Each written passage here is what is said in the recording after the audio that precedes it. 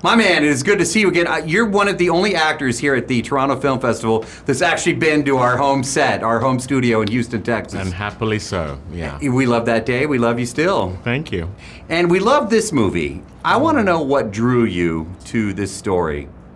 Well, for me, when I first read it, I was just so taken aback by the fact that Disney was making it. This is not the kind of film that you associate with a studio, in a sense. You know, set in Africa with African protagonists, an 11-year-old Ugandan girl as the central figure in it.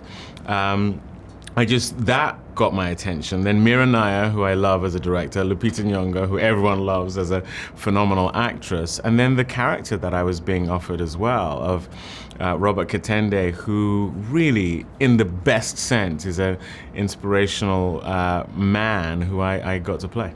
Was Robert, you know, it is a true story, and if I'm not mistaken, you actually shot on location. Yeah, in Katwe, Uganda, yeah. And what was that like?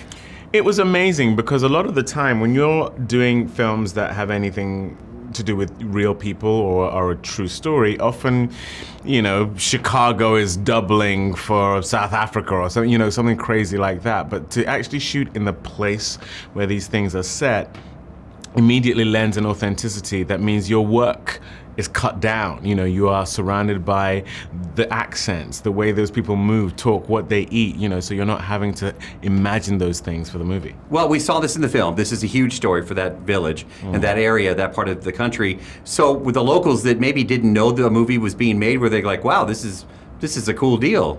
Yeah, I think so. I mean, look, I think there have only been 3 major movies ever made in Uganda. Mira made the first one, Mississippi Masala. I was in the second one, Last King of Scotland, and we were both there for Queen of Katwe. So this is not an everyday occurrence for them. So yeah, it was pretty special. Do you play chess? I do now. I do now. I didn't before, in all honesty. I had to have a crash course in it for the movie. How involved was Robert?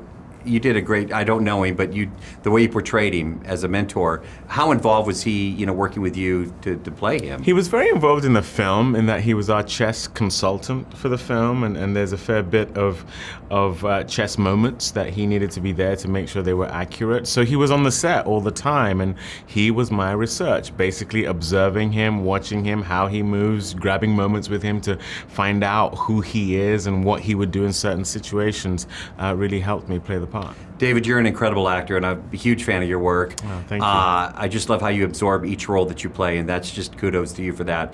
But, you know, Robert, the guy that you play in this film, he's a mentor. Yes. And I'm just curious, maybe did you have a mentor growing up, somebody that kind of guided you and coached you on your path? Yeah, I have had mentors in the past. A lot of them are the reason I became an actor, people who came alongside me and saw the ability I have, maybe more so than I even saw in myself, and encouraged me. And I have a mentor now, you know, and she is very heavily involved in my life and helps me with choices like doing this movie.